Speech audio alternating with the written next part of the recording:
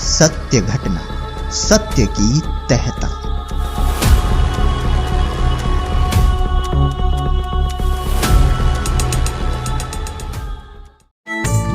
हमारी सभी latest videos देखने के लिए चैनल को सब्सक्राइब करें और नोटिफिकेशन बेल को दबाकर ऑल नोटिफिकेशन पर क्लिक करें।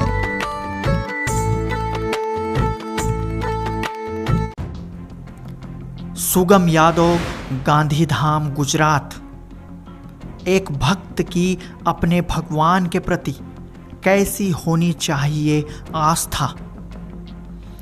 बगैर नाम लिए ही भक्त चलाता रहा संत रामपाल जी महाराज के द्वारा दिए गए नियम, जिसका परिणाम आपके सामने है। मेरे को तो ऐसा चमत्कार हुआ है कि मेरे को जो मेरे साथ वाले लोग थे वो ये कहते थे, तू यार ये क्या चक्कर में पड़ गया है, चल कहीं लगा लेते, ये पैक शैक मार लेंगे। मैं भाई मेरी कंडीशन ये है कि मैं छूना भी पसंद नहीं करता हूँ, क्योंकि मैंने वो जो उन्होंने मेरे को पहले जो एक वो बताया था नियम कि ये नियम करो तो ही जाना, और नियम करने के बाद मुझे सुख प्राप्त होने लगा। सुख ऐसा हुआ कि मेरा धंधा चलने लगा। अब जो आदमी को जहाँ रोटी मिलेगी उसको तो मज़ा ही आएगा ना भाई, वही अच्छी जगह दिखेगी, तो मेरे को अच्छा लगने लगा। 3 महीने में नाम इनके शरण में था, बिना नाम लिए, मतलब भक्ति का पूरा नियम निभा रहा था मैं। मेरा राजकोट में काम चालू था, और राजकोट से जब मेरे पास फ़ोन आया कि मेरी बच्ची की तबीयत ख़राब है, उस पीरियड में मेरी बच्ची कुछ 6 महीने की थी, और बच्ची की कंडीशन ऐसी ख़राब थी कि उसको कोई भी डॉक्टर लेने के लिए एग्री नहीं था। उल्टी और दस्त हो रहे थे उसको। तो डॉक्टरों ने बोला कि भाई 20,000 रुपये भर दो। मेरे पास तो 200 रुपये थे, मैं 20,000 कहाँ से भरता। मैं लाया तो मेरे को श्याम सिंह भगत जी जो थे संत रामपाल जी महाराज जी की शरण में, वो ऑलरेडी पहले से जा चुके थे, मैं नहीं गया था। तो उन्होंने बताया था कि मेरे गुरुजी के पास जाते समय आपको कुआं और खाई बहुत बड़ा नुकसान दिखेगा, कि मैं जाऊंगा तो नुकसान होगा, नहीं जाऊंगा तो आपको ये चीज़ समझनी कि आपको क्या करना है। उस पीरियड में मेरे को ये चीज़ समझ में आ चुकी थी कि उन्होंने इनकी शरण में जाने के लिए आपको कुछ ना कुछ भोग देना पड़ेगा, यानी आपको मानना पड़ेगा कि परमात्मा की शरण। मैंने दृढ़ता हो गई थी बहुत पहले से, क्योंकि इनके बारे में मैंने बहुत पढ़ लिया था बुकों में, और वो करोथा कांड वाली कुछ बुकें मिल गई थी, उसमें भी पढ़ लिया था। मैं दृढ़ होकर साहब चला गया, और जब मैं सर वहाँ गया, आश्रम घर छोड़ा था, तो बच्ची की कंडीशन खराब हुई। पत्नी को बोल दिया ये जो अगर मर जाए तो इसका अंतिम संस्कार कर देना, मैं तो आश्रम जाऊँगा चाहे कुछ भी हो जाए। मैं घर से निकला, मेरी बेटी खड़ी हो गई, अच्छे से उसने दूध पिया, क्योंकि वो उस पीरियड में 6 महीने की थी, और आज दिन तक उसको कोई तकलीफ नहीं है। और इतना मतलब मैं उस दिन से दृढ़ हो गया हूँ कि आज मेरे को कोई ये बोले कि तुम संत रामपाल जी महाराज की शरण में गए और आपको मैं गोली मारूं, मैं बिंदास खुले खुले गोली खा सकता हूँ, क्योंकि मेरे परमात्मा मुझे बहुत बार बचाए। सोचो, अगर संत रामपाल जी महाराज जी से नाम दीक्षा लिए बगैर ही विश्वास के साथ मर्यादा में रहने से सुगम यादव जी को हैरान कर देने वाले चमत्कारिक लाभ होने लगे, तो फिर जब सुगम यादव जी ने संत रामपाल जी महाराज जी से नाम दीक्षा ले ली होगी, तो इसके बाद और क्या क्या चमत्कार हुए होंगे सुगम यादव जी के जीवन में। आइए जानते हैं सुगम यादव के साथ इसी तरह के अनेकों चमत्कार किस तरह हुए, जिन्होंने सुगम जी को और भी ज़्यादा दृढ़ कर दिया। तो आइए जानते हैं पूरी आप बीती खुद सुगम यादव जी से। नमस्कार, क्या नाम है जी आपका? मेरा नाम सुगम यादव है। सुगम यादव जी कहाँ से आए हैं आप? मैं गांधीधाम गुजरात से आया हूँ। बेसिकली मैं एमपी का रहने वाला हूँ। डिस्ट्रिक्ट भिंड, ग्राम रमा, तहसील अटेर, थाना सरोपरा, जिला भिंड से रहता हूँ। अभी आप गुजरात में रहते हैं? जी, अभी प्रेजेंट में मैं गांधीधाम में रहता हूँ, गुजरात में। सर, संत रामपाल जी महाराज जी से कब जुड़े आप? मैं संत रामपाल जी महाराज से 3/12/2008 में जुड़ा था पहली बार। सर, संत रामपाल जी महाराज जी से नाम दीक्षा लेने से पहले आप क्या भक्ति साधनाएं करते थे? मैं कोई ऐसी खास भक्ति नहीं करता था, जो जैसा रेगुलर है वैसे ही करता था, लेकिन मैं ऐसे चलता था ज़िंदगी, कुछ मालूम नहीं था भक्ति का सही से क्या होता है और क्या होता है। मैं तो कमाता खाता था और मौज करता था, खा के पी के, दारू दक्कड़ पी के बहुत जलसे करता था। सर, संत रामपाल जी महाराज जी की शरण में कैसे आना हुआ? संत रामपाल जी महाराज में शरण में आने का एक बहुत बड़ा कारण है कि मैं बहुत ज़्यादा दारू पीता था और दारू के धंधे करता था। उस पीरियड में मैं कुछ धंधे भी, सिविल लाइन का, कंस्ट्रक्शन का बिजनेस करता था, जिसमें मुझे बहुत बड़ा एक नुकसान हुआ था। नुकसान कुछ इस प्रकार हुआ था कि मैं ऐसी कंडीशन पे आ गया कि तो रोड पे था, जिसमें मेरे कोई परिवार, भाई बंधु, कोई भी मेरे को एक 5 रुपये का सपोर्ट करने की कंडीशन नहीं थी। और उस पीरियड में मेरे को लोग देख लेते थे तो साइड निकल जाते थे कि भाई ये पैसे मांगेगा, या इसके पास पैसा नहीं है, इसके लोग कर्जा मांग रहे हैं, ये अहमदाबाद में जब मैं काम करता था, ये 2006 की बात बता रहा हूँ, 2006 से 7 के बीच में यहाँ रहा और थोड़ा मैंने अपना कंडीशन सुधारा, लेकिन सही सुधरा नहीं। उस पीरियड में मैं दारू पी के इधर घूमता था, लेकिन लोग बोलते थे वो मंदिर जा, मस्जिद जा, ऐसा कर वैसा कर, लेकिन मैं कहीं ऐसे जाता भी था, लेकिन कुछ खास मेरे को समझ में नहीं आया। उस पीरियड में एक हमारे श्याम सिंह भगत जी थे, जिनको मैं भगत तो उस पीरियड में जानता ही नहीं था भगत क्या शब्द होता है। वो मेरे को चांदोड़िया ब्रिज के नीचे अहमदाबाद में मिले, तो उन्होंने बोला भाई तुम कैसे हो, ठीक ठाक हो? मैंने बोला हाँ ठीक है। मेरे एक दोस्त और उनके साथ थे, तो उन्होंने बोला क्या करते हो? मैंने बोला कुछ नहीं, आजकल ऐसी तकलीफ चल रही है। उस दिन जब वो मेरे को मिले थे, मैं फुल दारू के नशे में था, तो उन्होंने बोला आपको क्या तकलीफ है, आपको कैसा है? मैंने बोला धंधा पानी ख़त्म हो चुका है और मैं नुकसान में हूँ। तो बोला कल मेरे को मिलना, आज आप ठीक नहीं हो, आप दारू पिए हो और आपसे आज बात नहीं कर सकता। मैंने बोला ठीक है जी। मैं नेक्स्ट डे उनसे मिलने के लिए बड़ा इच्छुक था कि भाई उन्होंने मेरे को बोला है मैं उनसे मिलने जाऊंगा।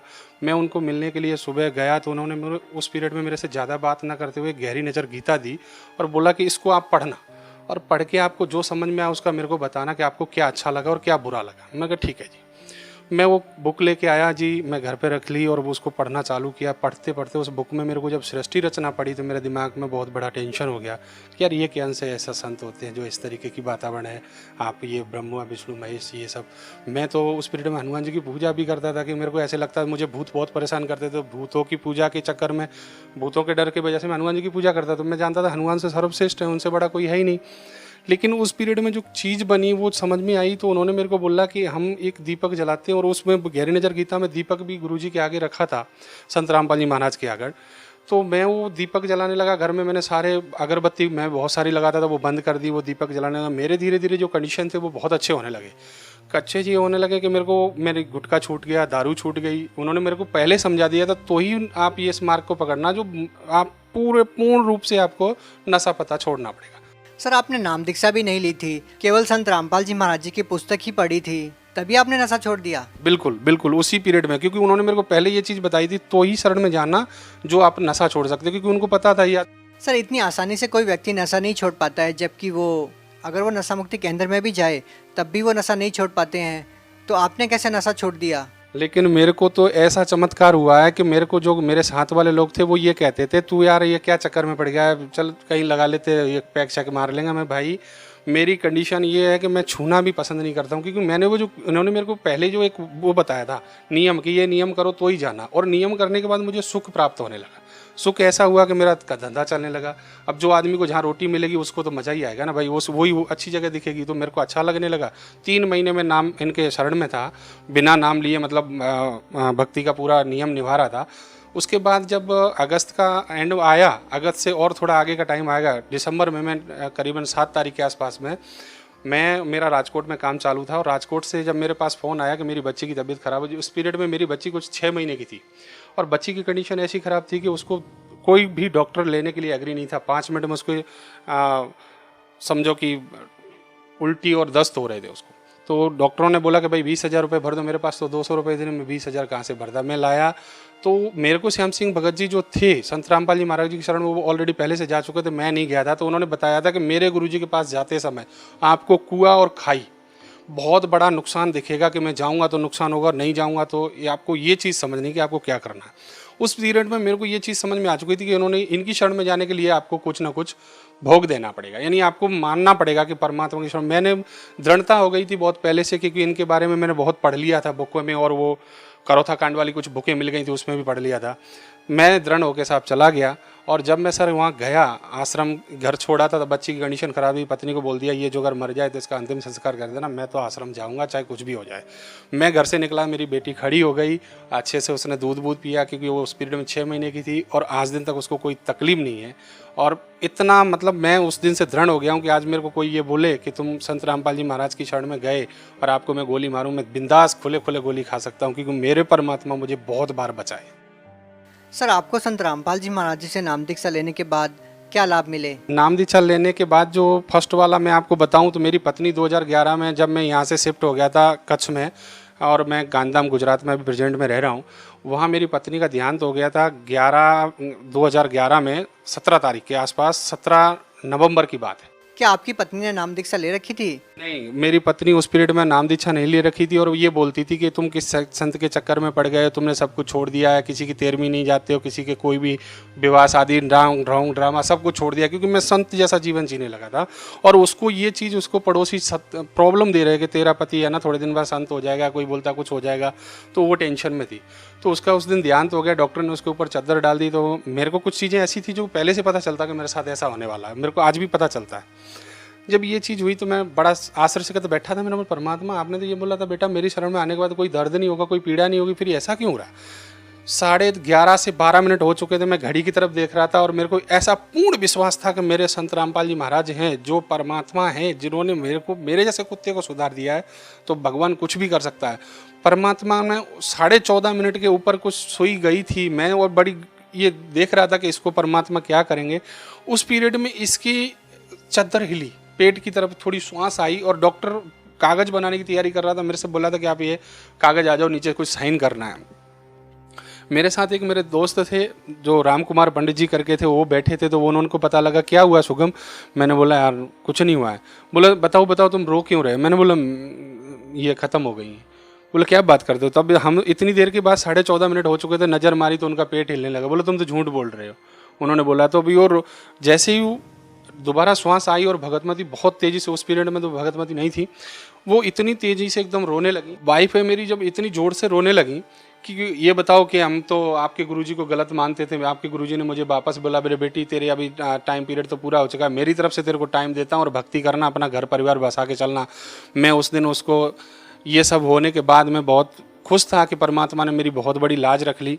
आज मेरी भक्ति में दया है मालिक ने। मैं दूसरे दिन ही आश्रम गया और परमात्मा नामदान वो आशीर्वाद दे रहे थे सबको।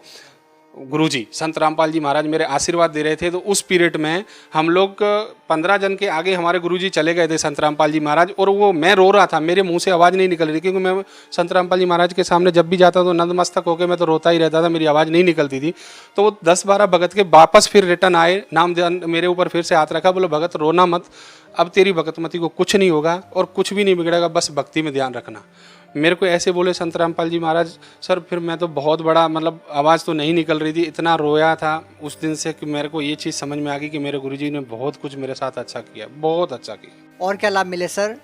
उसके बाद ऐसी कंडीशन थी जो मैं यहाँ फाइनेंशियली बहुत ज़्यादा प्रॉब्लम थी। अभी आज की तारीख में फाइनेंस में ऐसा है कि मैं यहाँ से कच्छ पहुँचा था 2011 से ही मैं हर साल नई कार बदलता हूँ। मैं इतना सुख हूँ मैं बता नहीं सकता हूँ। मेरे पास एक 10 आने के लिए जो बंदा दुखी हुआ, जो उसके पास बहुत अच्छा बड़ा बिजनेस है, और एक जो बंदा अनपढ़ हो जिसको लोग इंजीनियर की डिग्री से देखते हो, ये भी कंडीशन है। मैं एक सिविल इंजीनियर बन गया हूँ और मैंने कभी स्कूल नहीं पढ़ा था। आज मैं डेफिनेटली एक इंजीनियर के वर्क पे पोस्ट पे काम कर रहा हूँ। मैं खुद के मकान बनाता हूँ, मैं खुद एक बिल्डर की कंडीशन में आ गया हूँ, बहुत पैसा कमा रहा हूँ, सब कुछ है, दया है मालिक की। और उसके बाद मेरे साथ एक दूसरी घटना हुई थी 2014 में 24 अप्रैल के दिन। मैं आश्रम से ही आ रहा था, संत रामपाल जी महाराज के आश्रम गया था, वहाँ से सत्संग सुन के मथुरा एक्सप्रेस, जमुना एक्सप्रेस जो है, मैं एमपी के लिए जा रहा था।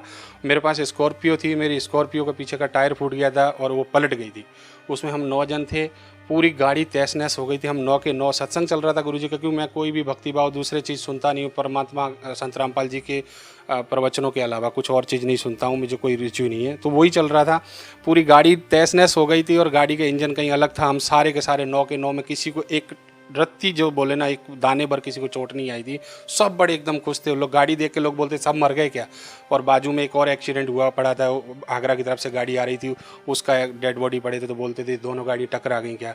मेरी किसी को कुछ नहीं हुआ और आज दिन तक मुझे कोई तकलीफ नहीं है। सर और कोई लाभ बताना चाहेंगे? मेरे को एक दूसरा लाभ ये है कि आज मैं जो हूँ, जैसी भी कंडीशन में हूँ, वो बहुत बड़ी कंडीशन परमात्मा ने मेरी सही कर रखी है। मेरे पास बहुत कर्जा था, आज मेरे पास कोई 1 रुपये नहीं मांगता, मैं सबका दे चुका हूँ। और मेरा खुद का भी इतना अच्छी फाइनेंशियली हो गई, मैं कभी सोच भी नहीं सकता था मेरे जैसे। और मैं सब, दूसरी बात यह है कि मैं इतना बड़ा नशेलची आदमी था, दारू के धंधे करने वाला, दारू बेचने वाला, दारू चलाने वाला, चंबल के बहड़ों में डकैतों के साथ घूमने वाला बंदा इस कंडीशन में आ जाएगा, ऐसे किसी ने सोचा नहीं था। आज मेरे परिवार, मेरा गाँव मेरे को जो उस पीरियड में देखते थे तो वो बोलते थे इससे दूर दूर रहना, ये तो बहुत खतरनाक लड़का है। आज मैं समाज में जाता हूँ, लोग मुझे बहुत इज्जत से बुला के बिठाते हैं, बोलो भाई ये लड़का बहुत अच्छा है। अभी थोड़े दिन पहले की एक छोटी सी बात बताना चाहूँगा आपको कि मेरे पास गाड़ी नहीं थी, मेरी गाड़ी एक सीज हो गई थी जिसका इंजन, और मेरे को MP जाना था शादी में। मेरी पत्नी बोली कि मेरे को है ना गाड़ी के बिना नहीं जाना है क्योंकि हम लोगों का स्टेटस डाउन होगा। तो मैंने बोला देखो यार, अपन परमात्मा के भगत हैं, कैसे भी चल पड़ेंगे। बोले नहीं, आप परमात्मा से, संत रामपाल जी महाराज से अरदास लगा दी हमारे बच्चों ने और मिसेज ने, हमने सब ने। मेरे को 3 दिन के अंदर मैंने नई शिफ्ट कार लेके तब मैं गाँव गया। भगत समाज को क्या संदेश देना चाहेंगे? मैं भगत समाज को यही संदेश देना चाहूँगा। सबसे मेरा संदेश क्या है, मैं तो कुत्ता हूँ परमात्मा का। मैं आप सबसे ये प्रार्थना करता हूँ, देखो मेरे जैसा कुत्ता सुधर सकता है तो आप तो बहुत नेक आत्मा हो, बहुत प्रिय मित्र हो, बहुत अच्छे हो, आप सुधर सकते हो, आपको लाभ मिल सकता है। संत रामपाल जी महाराज की शरण में आओ। मेरे जैसे कुत्ते को इतना धन दे दिया भगवान ने, जो भीख मांगता था, भिखारी था, आज उसको इतने सुख कर दिए। हर 12 महीने में गाड़ी नई चेंज करता है, मन पड़े। मैं आज कुछ 2011 से लेकर अभी तक मैंने 24 गाड़ियां चेंज कर ली। इतना सुख मिल रहा है भगवान को, इससे ज़्यादा क्या ले सकते। जो कुत्ते को दे दिया, आप तो अनेक आत्मा, आपको सबको देगा भगवान। सर, अभी तो संत रामपाल जी महाराज जी जेल में हैं, क्या अभी भी आपको वैसे ही सुख मिल रहे हैं और अभी भी आपका भाव उनके प्रति वैसा ही है? मैं तो डबल हो गया हूँ जी। संत रामपाल जी महाराज में जेल जाने से, जिन लोग कहते हैं जेल हैं उनके लिए होंगे, मेरे लिए जेल में नहीं है भगवान। मेरे लिए तो मेरी हर दुख में, हर पीड़ा में साथ खड़े रहते। जी धन्यवाद। सत्य घटना, सत्य की तह तक।